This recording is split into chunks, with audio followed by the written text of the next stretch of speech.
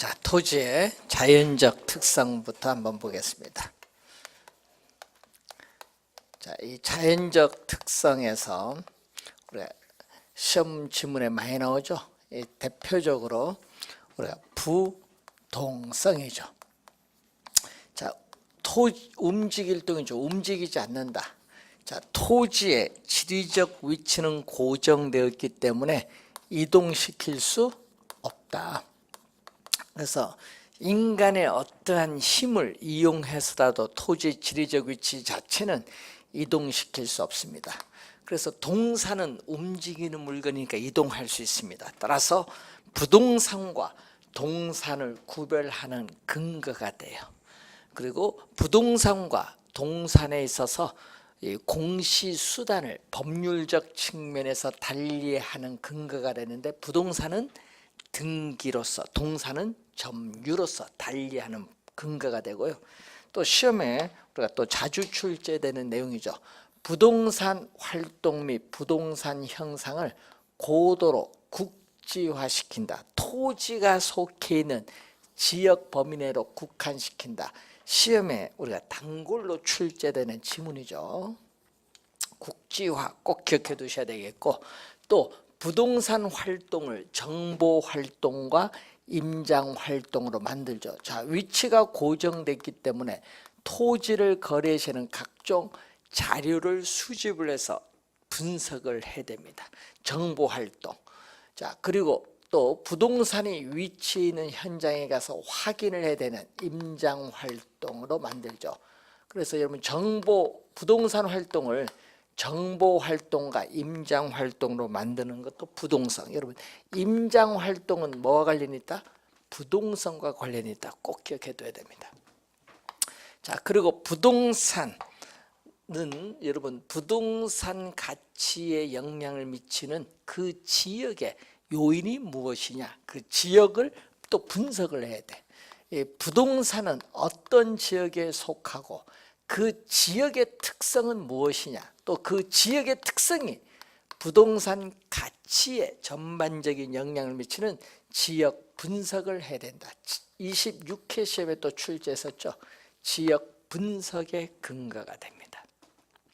자, 부동산은 위치가 고정됐기 때문에 어디에 위치했냐 상당히 중요합니다. 그래서 입지 선정의 중요성을 제기하기도 하고, 토지 이용에 있어서의 유용성을 우리가 지배하는 역할을 또 담당하죠. 또 시험에 많이 나온 것은 외부 효과죠. 자, 부동산은 위치가 고정됐기 때문에 부동산을 둘러싼 외부 환경 조건에 영향을 받아서 부동산 가격은 오를 수도 있고 내릴 수도 있어요. 외부 효과가 발생하죠. 자, 외부 효과인데, 자, 부동산 가격이 오르면 뭐죠? 정 플러스의 외부 효과가 발생하고, 또 외부 환경 조건에 영향을 받아서 부동산 가치가 하락을 하면 뭐가 나온다? 부 마이너스의 외부 효과가 발생하죠. 자, 여러분, 외부 환경 조건에 영향을 받아서 부동산 가격이 오른다. 자, 예를 들어서 대규모 생태공원이 조성되거나 이 공공편의시설이 들어서게 되면 어떻게 돼요? 가격이 오르죠. 그러면 가격이 오르니까 뭐가 발생한다? 개발 이익이 발생합니다. 그러면 그러한 개발 이익을 환수하기 위해서는 개발 이익 환수 제도의 근거가 돼요.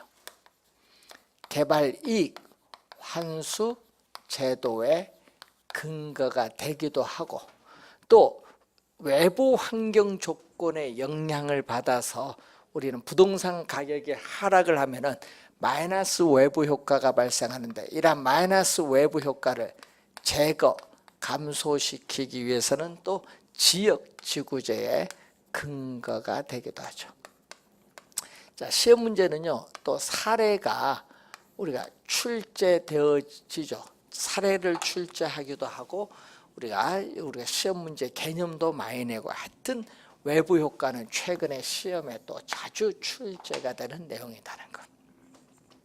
자, 그리고 위치가 고정되어 있기 때문에 국가 또는 지방자치단체에 있어서의 제도적 규제의 대상이 되기가 쉽고, 또 부동산의 유통기구로서 우리가 중개업을 제도화하는 근거가 되기도 합니다.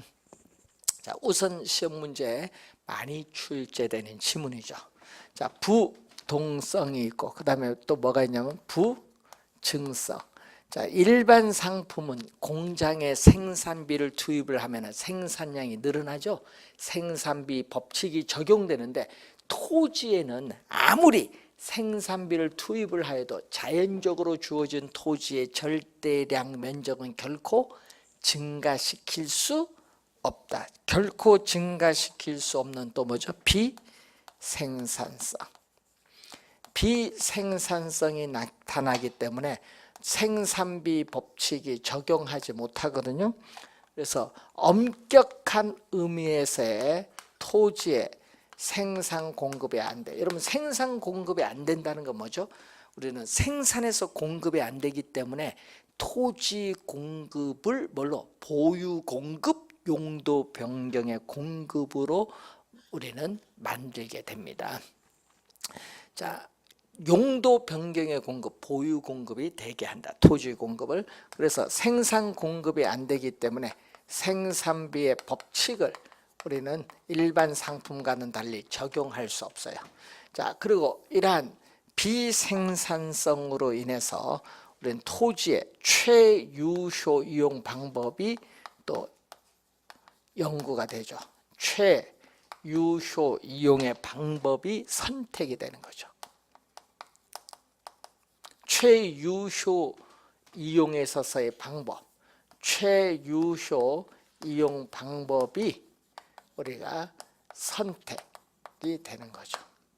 최고 최선의 이용 방법이 나타나는 거고, 자, 그리고 또 토지는 우리가 유한하죠. 예? 비생산성을 가지고 있어요. 그리고 또 면적에 있어서의 유한성을 가지고 있죠. 면적에 유한하다. 예. 자, 면적이 유한하기 때문에 뭐를 가지고 있느냐 하면은 또 우리는 토지에 뭐를 가져오죠? 사회성 공공성이 요청되죠.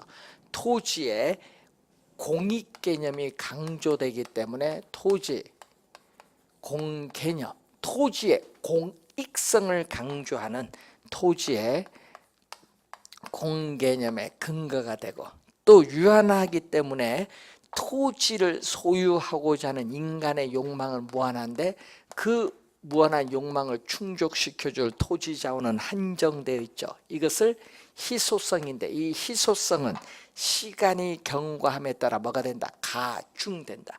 희소성은 시간이 경과함에 따라 가중된다는 특성을 가져요. 부증성으로 인해서. 자, 도시에 인구가 계속 집중되죠. 그러면 도시의 인구가 계속되면은 도시 토지인 뭐가 부족하다? 택지가 부족을 하는 문제가 발생하죠. 자, 도시의 인구가 집중되면 도시 토지인 택지가 부족하는 문제죠. 왜냐? 도시 외곽에 있는 산을 우리는 택지로 조성해서 공급하는 한계가 있어요. 택지 공급 능력에 한계가 발생을 하거든요. 그래서 누가 경쟁을 하게 되냐? 토지를 이용하고자 하는 누가 경쟁을 벌죠? 수요자 간의 경쟁이 이루어져요. 여러분, 공급자 간의 경쟁이 아니라 도시 토지를 이용하고자 하는 수요자 간의 경쟁이 벌어지면서 집가는 계속적으로 뭐한다? 상승을 하겠죠. 이 수요자 간의 경쟁에 의해서 집가는 계속적으로 오르게 된다. 자, 집가가 계속적으로 우리가 상승을 하게 돼요. 집가는 상승. 집가는 계속 상승을 하게 된다. 자, 그래서 뭐를 가져온다? 결국은 우리는 이 토지에 있어서, 도시의 토지에 있어서의 가격이 오르니까 건물이 고층화돼요. 건물이 고층화되는 것을 우리는 집약화라고 해. 토지 이용에서의 집약화를 촉진한다. 즉 집약적인 토지 이용이 나타나죠. 자, 시험 문제 또 자주 출제를 또 하는 내용인데, 여러분 이것을 또 뭘로 출제를 많이 하죠?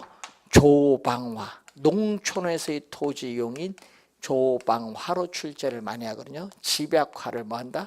촉진합니다.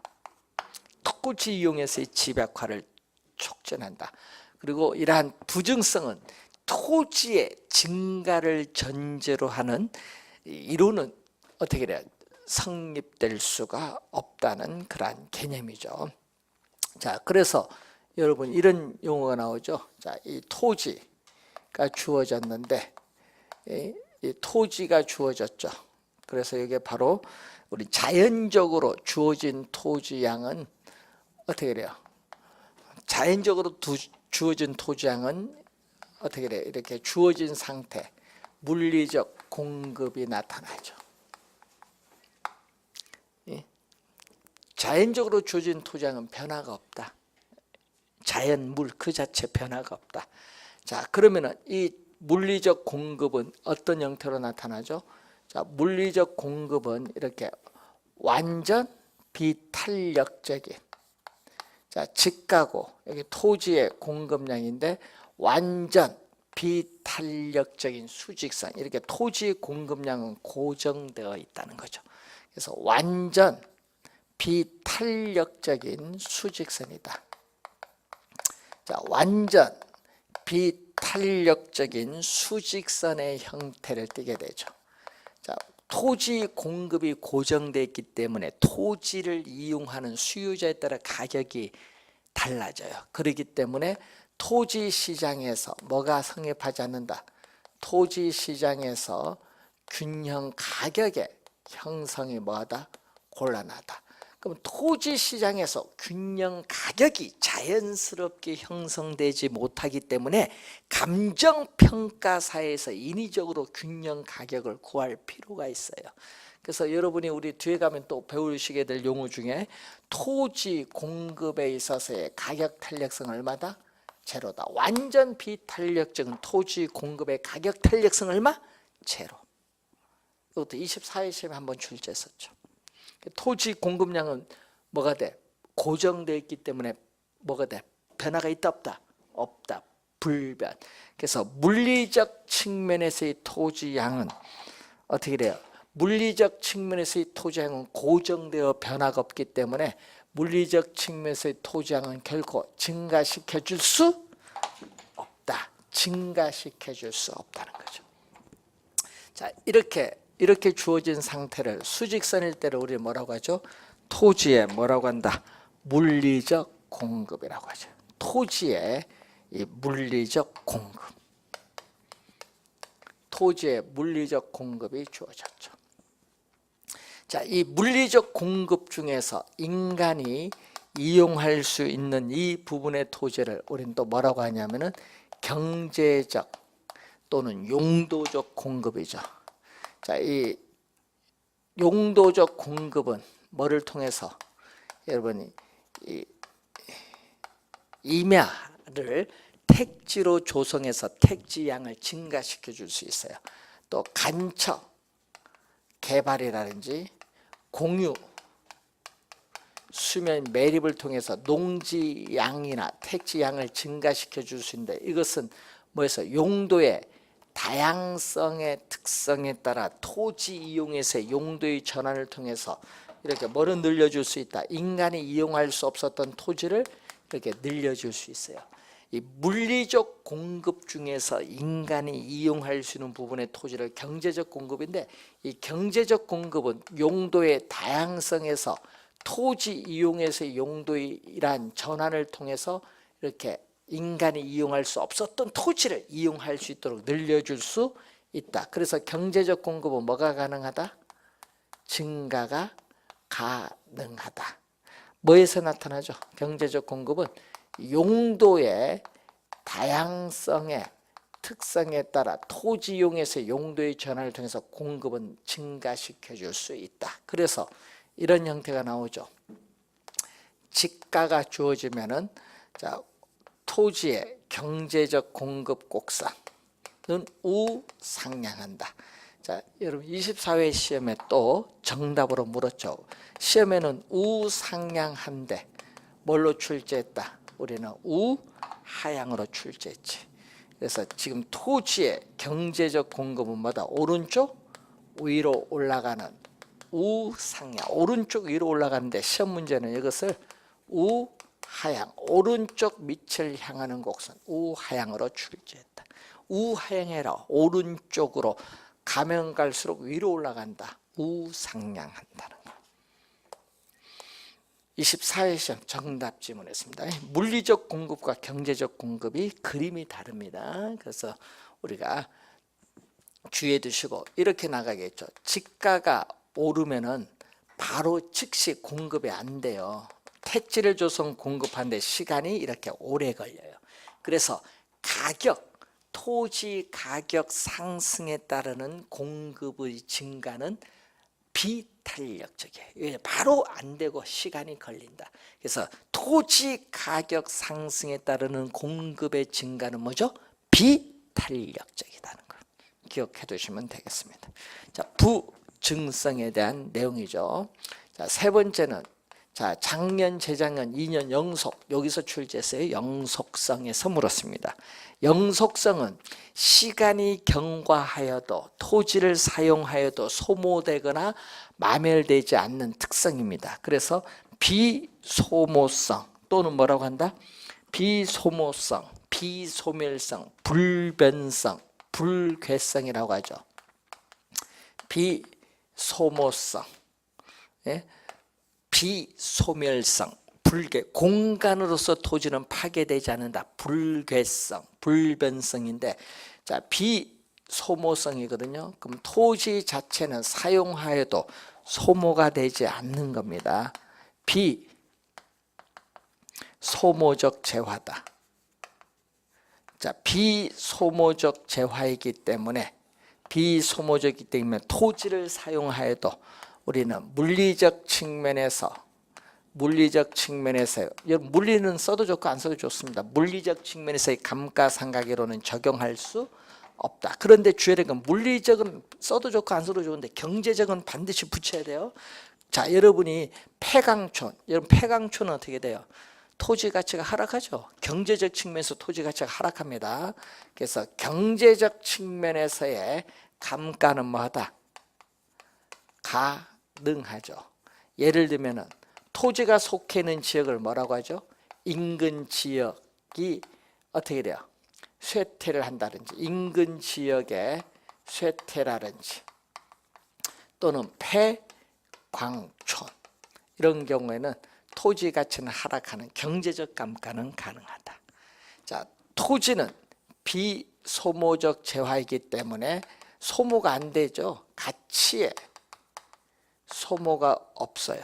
그래서 우리는 가치의 보존력이 우수하다. 가치의 보존력이 우수하기 때문에 우리는 토지 상품이 일반 상품과는 달리 투자에 따르는 선호도를 높게 하는 요인이 되고 소모가 안 되기 때문에 부동산 관리에 있어서 우리는 비용이 적게 들죠. 부동산 관리에 있어서의 상당히 중요하다. 토지의 비소모적 재화. 자, 그래서 또 시험에 많이 나오는 지문이 있습니다. 토지의 소모를 전제로 하는 재생산 이론이나 사고방식은 토지에는 적용되지 않는다. 그런 얘기죠. 그리고 또 토지의 소유 이익과 이용 이익이 분리가 가능합니다. 즉 토지 소유자가 본인이 이용하지 않고 어떻게 돼요? 다른 사람으로 하여금 이용토록 할 수 있죠. 그래서 뭐하다? 우리는 대가를 받을 수 있어요. 자, 분리가 가능하기 때문에 뭐가 발생한다? 토지에 대한 임대차 시장이 발달하죠. 토지에 대한 임대차 시장이 발달하고 그래서 분리가 가능하기 때문에 다른 사람으로 이용토록 할 수 있고 그에 대한 대가를 받을 수 있어요. 그리고 또 소유 이익은 지가 상승에 따른 이득이에요. 자본 이득이라는 걸 명심을 하고 이용 이익은 지대를 말하겠죠. 자, 그리고 또 토지로부터 얻는 수익은 영속적이죠. 소모되지 않잖아요. 토지로부터 얻는 수익은 영속적이기 때문에 부동산 활동 시에 뭐가 필요한다?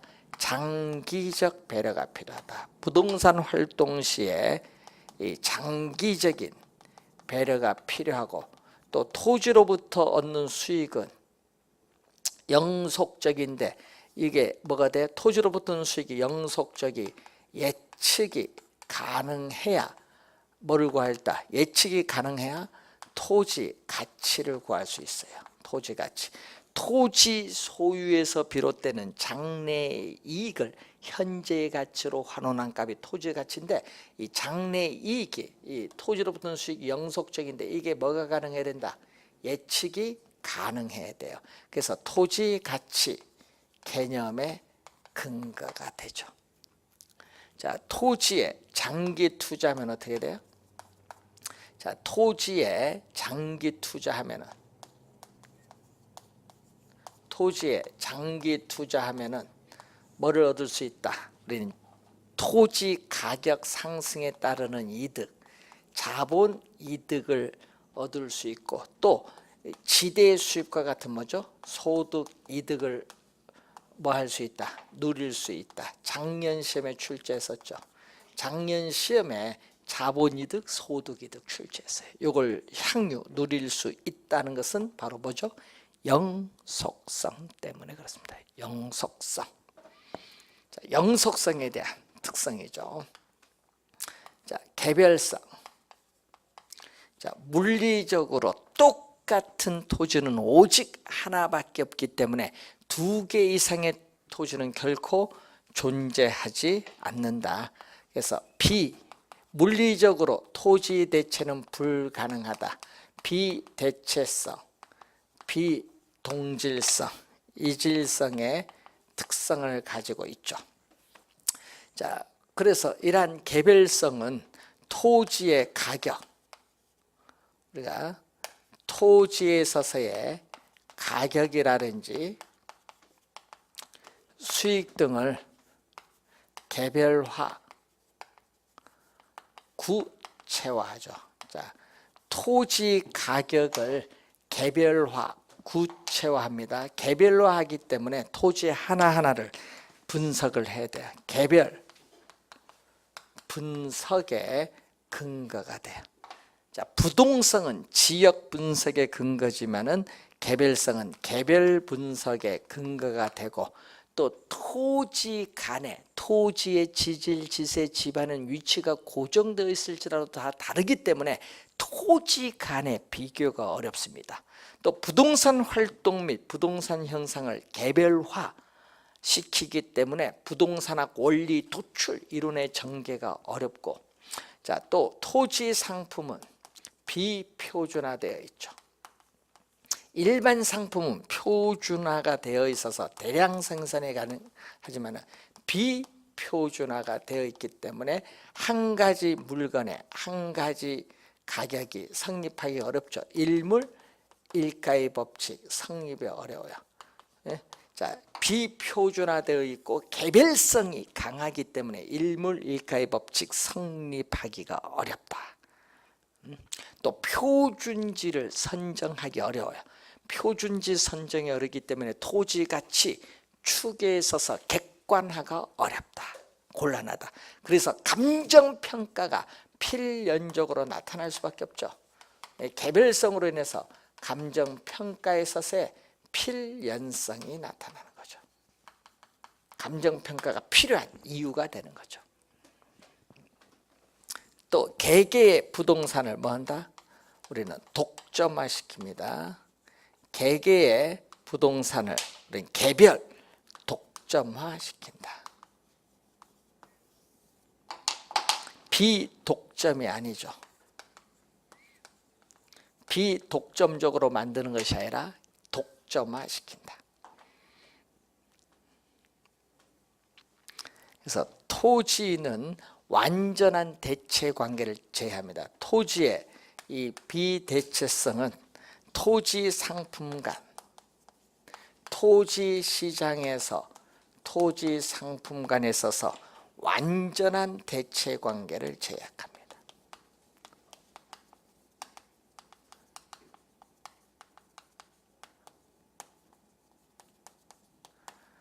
이 개별성을 가지고 있고, 그다음에 인접성.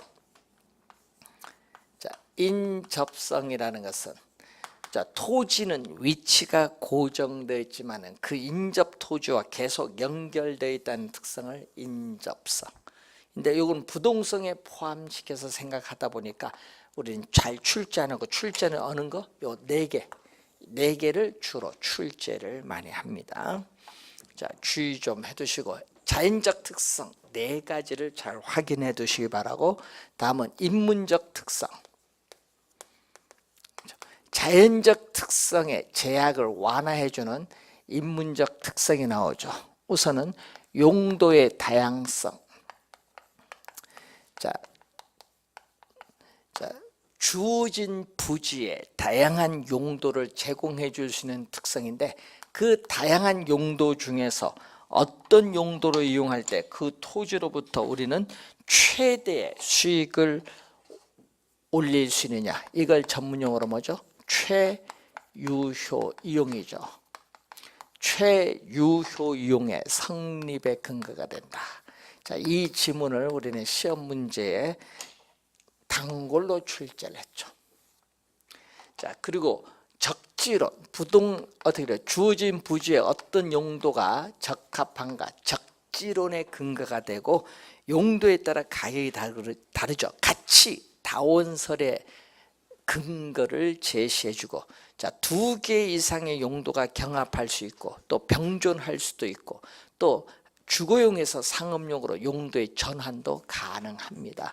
그래서 우리는 토지 이용에 있어서의 용도의 전환이나 이행을 가능한다. 토지 이용에서의 용도의 전환이나 이행을 가능케 하는 건 용도의 다양성. 자, 이 용도의 다양성을 지원해 주면서 최유효용을 간접적으로 지원해 주는 특성을 우리는 병합, 분할의 가능성. 병합은 합병이라고 하죠. 자, 주어진 필지를 인접 필지와 합병할 수도 있고, 주어진 필지를 분할할 수도 있죠. 이 병합, 분할의 가능성이 또 24회 시험의 개념이 한번 냈죠. 토지 이용에서의 이 용도라든지 이용 목적에 따라 토지를 자유로이 합병 분할할 수 있는 특성인데, 합병 분할을 하면은 정상적인 토지 가격이 아닙니다. 합병 분할을 전제로 한 가격, 한정 가격이 존재를 해요. 예? 자, 이 병합 분할의 가능성.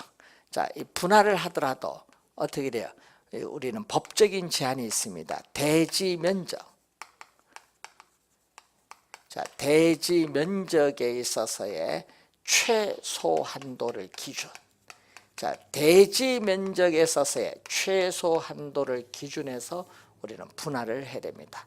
자, 토지는 위치가 고정되었을지라도 토지를 둘러싸고 있는 사회적 환경 요인, 경제적 환경 요인, 행정적 우리는 환경 요인에서 토지의 가치가 달라질 수 있죠. 사회적, 경제적, 행정적 위치에 있어서의 가변성이 나타나죠. 자, 우선은 우리가 출제가 예상되는 토지의 특성에 관련된 내용 우선 확인을 한번 해보시면 되겠습니다. 자, 여러분 교재에 이렇게 총론에서는 3문제 올해 출제가 예상되는 부분이고, 제2편 부동산에 있어서의 강론으로 들어가서 여러분 교재 89페이지에 부동산 경제론이 나오죠. 자, 이 수요의 개념이 나오는데, 자, 수요는 우리가 소비자 입장에서 생각을 하는 거죠. 자, 소비자 입장에서 생각하는 게 수요.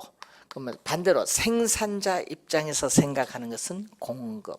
자, 수요는 소비자 입장에서 생각을 합니다. 그래서 일정 기간 동안에 소비자들이 뭐를 갖추고, 구매력, 물건을 구입을 할 수 있는 능력이죠. 일정 기간에 소비자들이 구매력을 갖추고, 우리는 상품, 재화와 서비스를 상품이죠. 상품을 우리가 사고자 하는 욕구를 우리는 바로 뭐다? 수요다. 사고자 하는 욕구를 우리는 수요라고 해요. 자, 일정 기간 동안에 구매력을 갖추고 상품을 사고자 하는 욕구인데, 자, 여기서 일정 기간이 나오죠. 일정 기간. 자, 일정 기간은 무슨 개념이다? 유량 개념이다. 유. 일정 기간은 흐를 유자. 예? 플로우라고 하죠. 플로우. 예? 흐를 유자. 물이 흘러가듯이 시간도 흘러가요. 하루가 흘러가면 일주일 흘러가면 주, 한 달이 흘러가면 월, 1년이 흘러가면 년. 유량 개념이죠. 유량 개념. 유량 개념.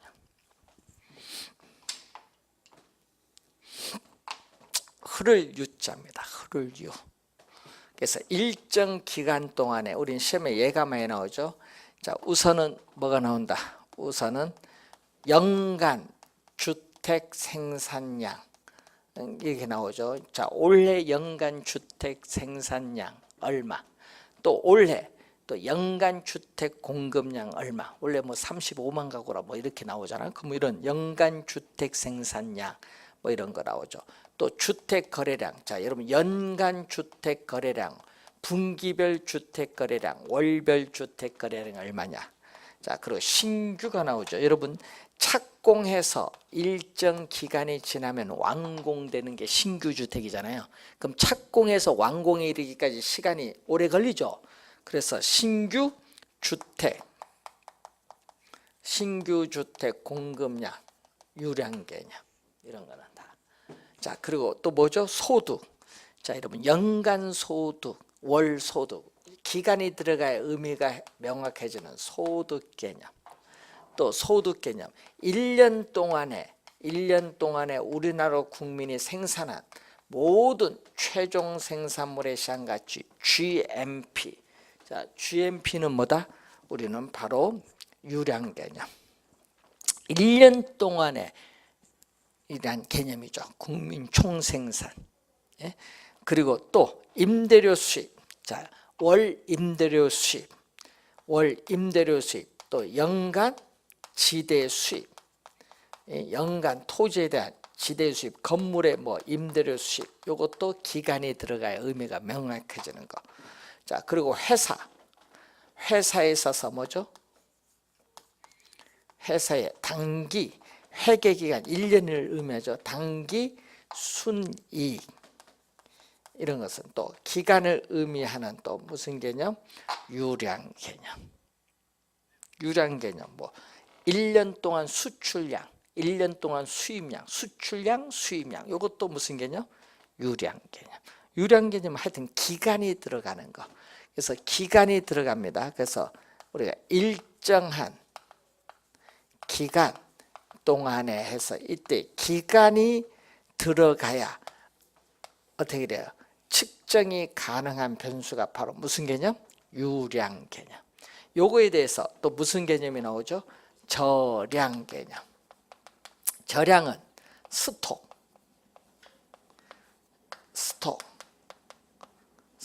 개념. 스톡인데 저는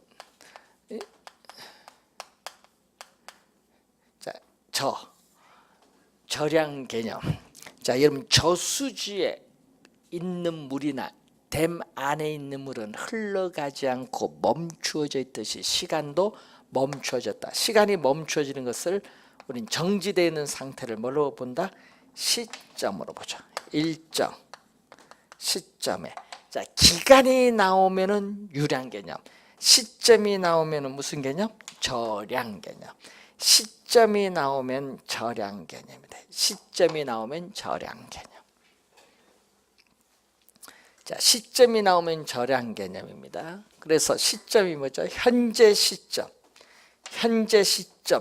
전국의 미분양 주택의 수 얼마냐? 주택 재고량. 현재 시점 우리나라의 인구 얼마냐? 인구. 예? 현재 시점 우리나라 외채 얼마냐? 현재 시점 우리나라 외환 보유액 얼마냐? 현재 시점 우리가 삼성전자의 회사의 자산 가치가 얼마냐? 자산이 얼마냐? 자산 가치. 자, 현재 시점 가계의 부채 얼마냐? 요즘 뉴스 많이 나오죠. 가계의 부채 뭐 1,400조. 현재 시점 가계의 부채.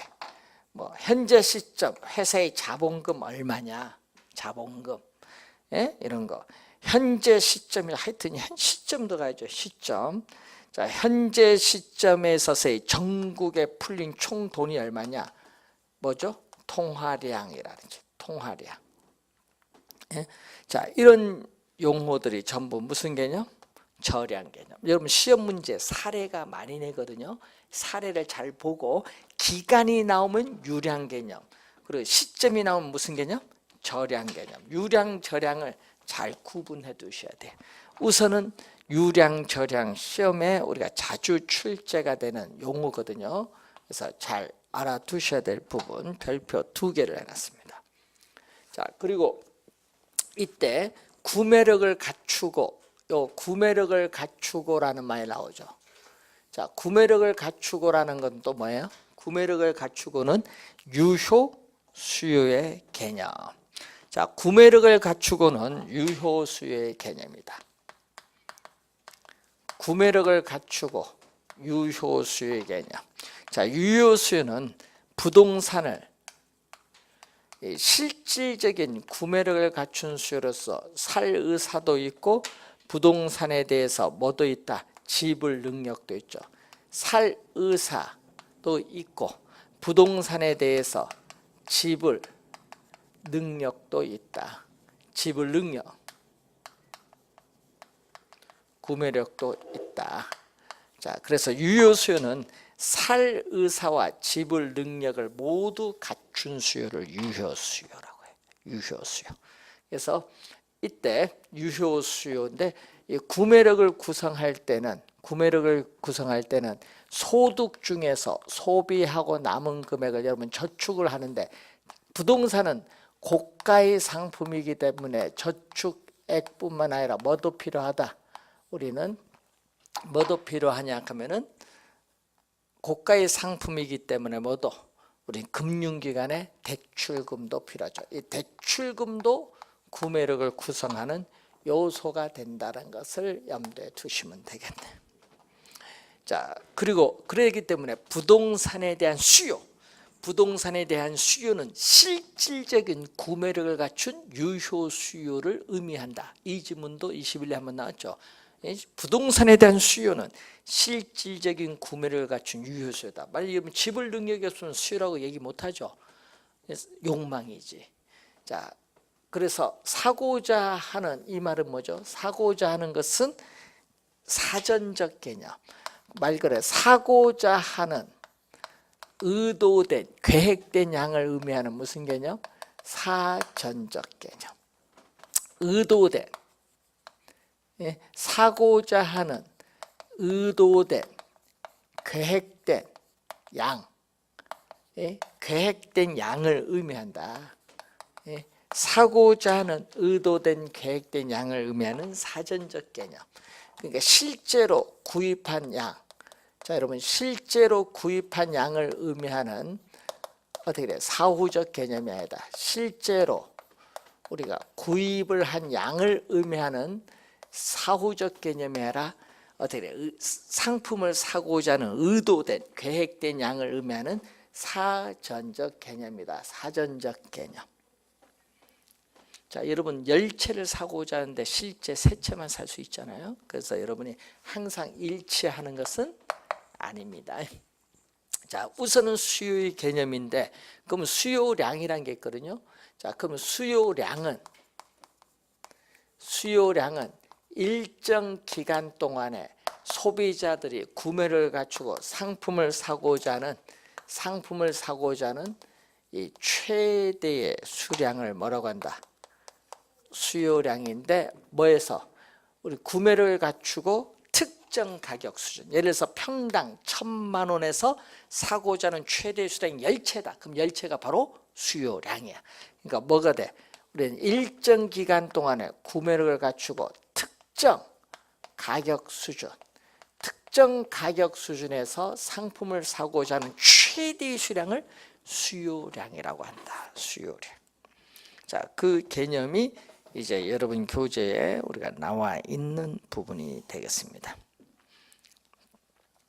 자, 그리고 부동산 수요에 있어서의 분류가 이제 나오죠. 자, 90페이지에 보시면은 부동산 수요에 분류가 나오는데 그 유효 수요와 잠재적 수요가 나오는데, 유효 수요는 아까도 얘기했지만은 유효 수요는 실질적인 구매력을 갖춘 수요로서 부동산 시장의 가격 경쟁에 실질적으로 참여하고자 하는 수요인 실질적 수요를 말하죠. 그래서 살 의사도 있고 뭐도 있다. 지불 능력도 있으면 유효 수요인데, 잠재적 수요는 현재는 유효 수요가 아닙니다. 현재는 유효 수요가 아니라는 것은 지불 능력은 없어요. 현재는 유효 수요는 아니지만 가까운 미래의 조만간 유효 수요가 될 수 있는 예비적 수요이기 때문에 살 의사는 있습니다. 결국 뭐의 차이가 있는가? 지불 능력의 차이가 있다는 것을 또 우선 여기서 우리가 확인을 하시면 되겠습니다. 자, 우선은 이 내용이 여러분 거기에 나와 있는 부분이고요. 잠시 쉬고 여러분이 90페이지 밑에 본원적 수요 그리고 파생 수요부터 보도록 하겠습니다.